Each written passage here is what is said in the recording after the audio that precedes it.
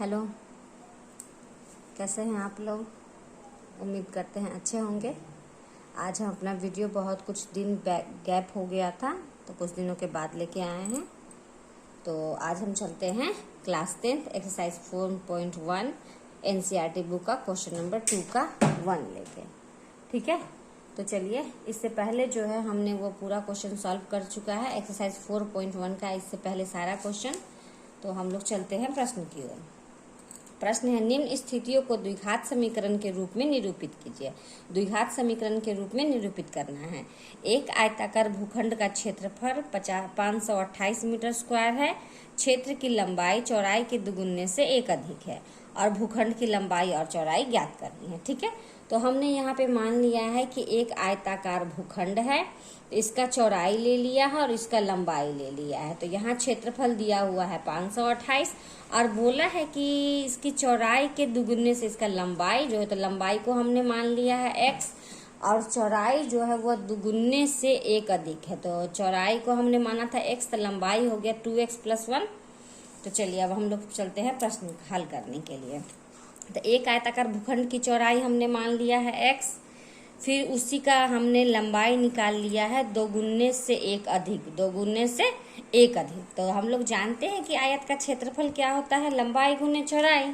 तो यहाँ आपको लिखा है कि चूंकि आयत का क्षेत्रफल बराबर होता है लंबाई गुने चौड़ाई, तो आयत का क्षेत्रफल जो है यहाँ दे दिया है 528। ठीक है, तो लंबाई हमने क्या माना है, लंबाई है मेरा 2x + 1। ठीक है, और चौड़ाई है मेरा x, बराबर कितना हो गया 528। ठीक है, गुना करो इसको तो हो गया ये 2x² अब प्लस x बराबर में हो गया 528। फिर इसको इधर ले आइए तो 2x² + x - 528 बराबर में हो गया 0। प्रश्न में बोला है कि इसको द्विघात समीकरण के रूप में निरूपित करें। तो यहाँ द्विघात समीकरण के रूप में हमने निरूपित कर दिया है। अब लिखेंगे उपरोक्त समीकरण द्विघात समीकरण के व्यापक रूप ax² + bx + c बराबर 0 के रूप का है। बस यहाँ पर जो है 2 का 1 प्रश्न जो है यहाँ पे हल हो जा रहा है हमारा। ठीक है, अब हम लोग चलते हैं इसका दूसरा भाग की ओर। तो देखिए कि दूसरा भाग में क्या बोल रहा है। 2 क्रमागत धनात्मक पूर्णांक का गुणनफल 306 है। हमें पूर्णांक को ज्ञात करना है। हमको क्या ज्ञात करना है, हमको पूर्णांक ज्ञात करना है।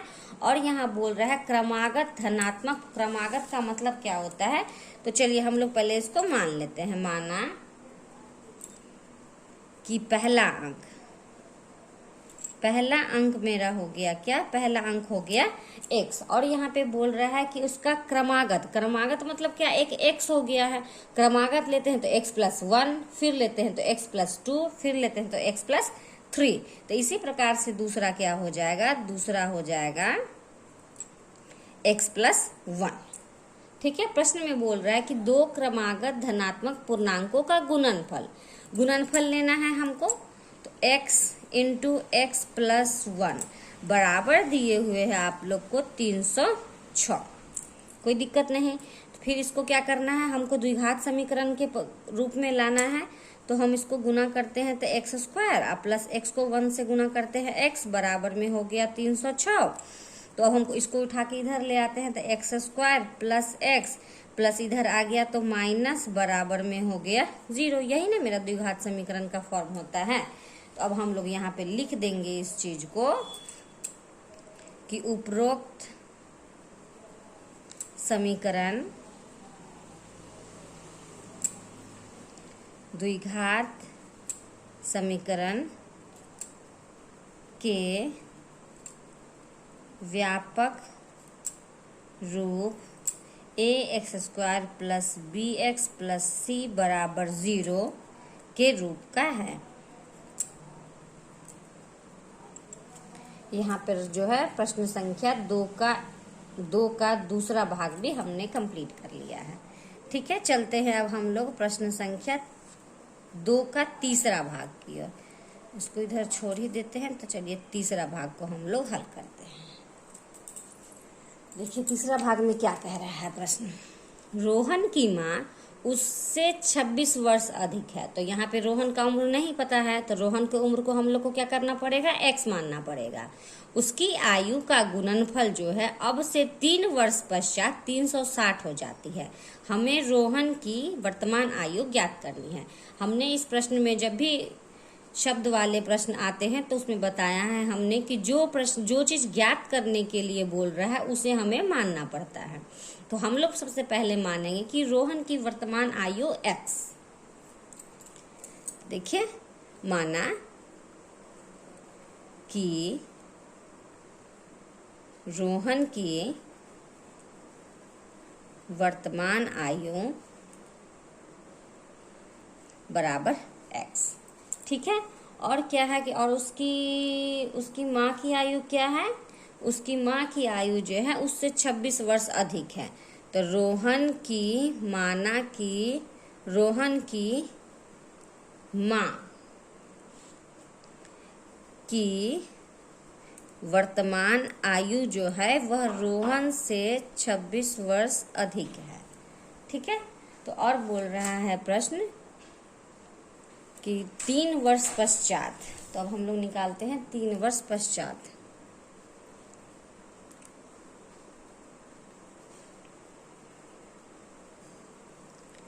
पहले हम लोग 3 वर्ष पश्चात पहले रोहन की आयु देखेंगे। तो रोहन की आयु क्या होगी, रोहन की आयु हो जाएगी, ये x है तो ये हो जाएगा x + 3।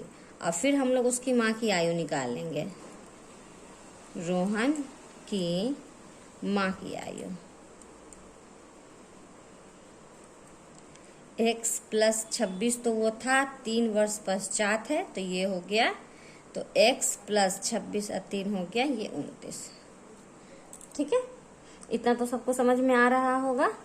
तो चलिए अब क्या हम लोग करेंगे, अब हम लोग जो करेंगे, रोहन की गुणनफल अब से 3 वर्ष पश्चात 360 हो जाती है। अब जो है यह दोनों की उम्र का गुणनफल जो है वह 360 हो जाती है। तो रोहन का उम्र हो गया x + 3 गुणनफल x + 29 बराबर कितना हो जा रहा है, बराबर में हो जा रहा है 360। देखिए कितना आसान प्रश्न है। तो चलिए इसको हम लोग गुना करते हैं। ऐसे करके भी आप लिख सकते हो, एकदम कहीं से कोई दिक्कत नहीं होगा। x + 29 बराबर में 360 गुना कीजिए। ये हो गया x², ये हो गया 29x, ये हो गया 3x, ये हो गया 27 का 7 हाथ से 9 8 87 बराबर में 360। अब हम लोग जाति मिला लेते हैं, x², ये दोनों x वाला मिल रहा है तो 29, 30, 31, 32, तो ये हो जा रहा है मेरा 32x + 87 प्लस को इधर ले आए तो हो गया ये माइनस बराबर में 0। तो x² + 32x, अब माइनस घटाइए इसको, तो 10 में से 7 गया तो 3 हो गया, ये 5 में से 8 गया, 5, 6, 7, 8 बच गया, ये 7, ये हो गया 2, ये हो गया x² + 32x - 273 बराबर में 0। आ गया 2 हाथ के फॉर्म में। यहाँ पे आप लिख दीजिए,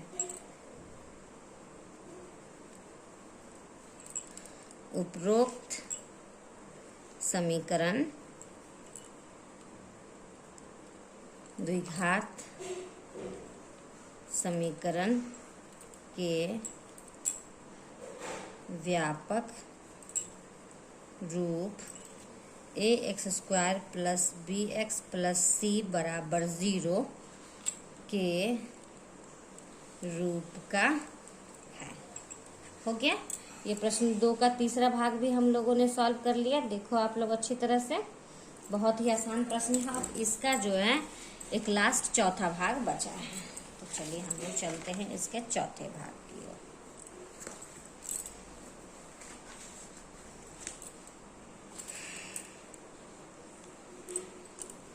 चौथा भाग देखिए क्या कह रहा है। एक रेलगाड़ी 480 किलोमीटर की दूरी से समय चाल 480 किलोमीटर दूरी समान चाल से तय करती है, ठीक है। यदि उसकी चाल 8 किलोमीटर प्रति घंटा कम होती है तो वह उसी दूरी की तय करने में 3 घंटे अधिक ले लेती है, ठीक है। हमें रेलगाड़ी की चाल ज्ञात करनी है, तो हमें रेलगाड़ी की चाल बोली है ज्ञात करने के लिए, तो हम लोग को क्या करना पड़ेगा, हम लोग को यहाँ मानना पड़ेगा रेलगाड़ी की चाल। तो माना कि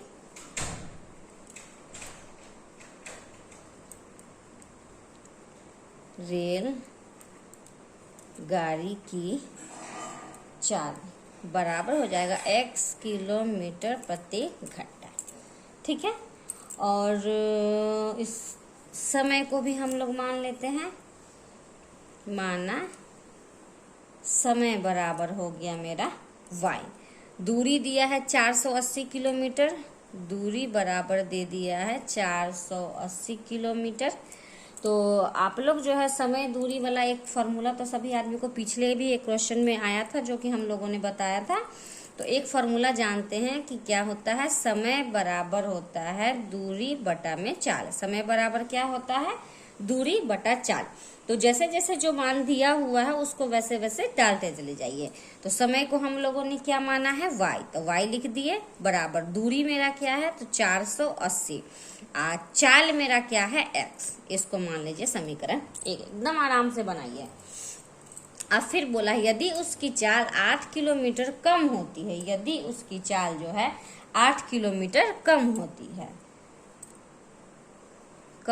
है तो वह उसकी दूरी को तय करने में 3 घंटे अधिक लेती है, 3 घंटे अधिक ले लेती है। तो चलिए अब हम लोग निकालते हैं, फिर से लिखो पुनः प्रश्न से। समय जो है वह 3 घंटा अधिक ले लेता है, तो समय को हम लोगों ने मान लिया था y, तो y हो गया 3 घंटा अधिक। उसका चाल जो है वह क्या हो गया था x, उससे 8 किलोमीटर कम हो जाती। कम होने का तो मतलब है कि यह माइनस हो जाएगा। तो चलिए फिर से हम लोग डाल देते हैं। तो समय बराबर क्या होता है, समय बराबर होता है दूरी बटा में चाल। तो समय क्या है मेरा, समय मेरा हो गया यहाँ y प्लस 3 बराबर में दूरी तो हमारा 480 ही रहेगा, और चाल मेरा हो गया यहाँ पर x माइनस 8। कोई दिक्कत नहीं, ये हो गया समीकरण 2।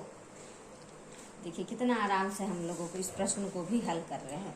अब क्या करेंगे, समीकरण 2 में से 1 को घटाने पर, समीकरण 2 में से 1 को घटाने पर,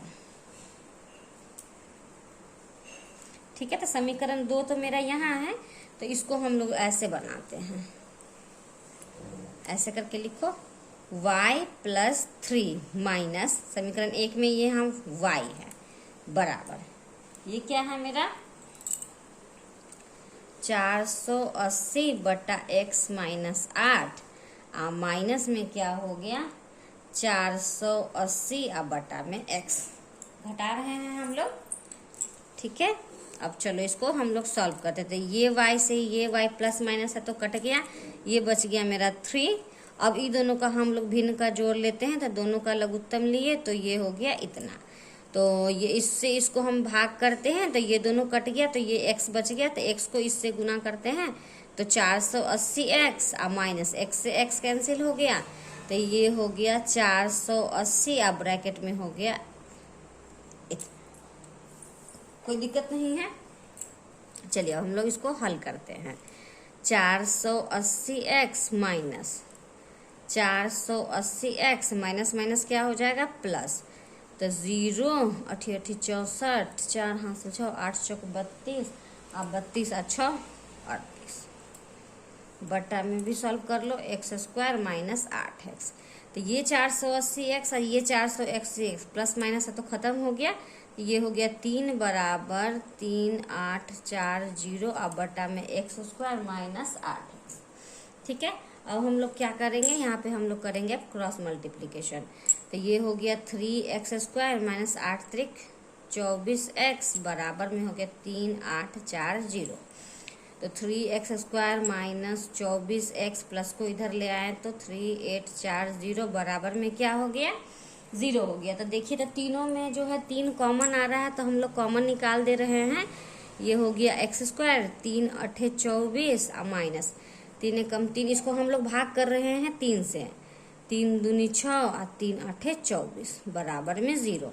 ये 3 चला गया कहाँ, बटा में,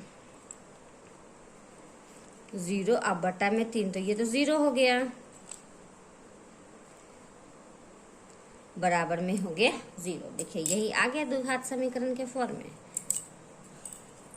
तो अब यहाँ हम लोग लिख देंगे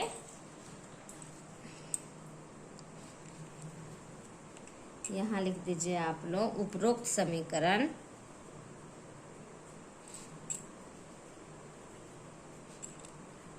द्विघात समीकरण के व्यापक रूप ax² plus bx plus c बराबर 0 के रूप में है। हो गया ये भी प्रश्न। ये थोड़ा सा लंबा था लेकिन आसान था।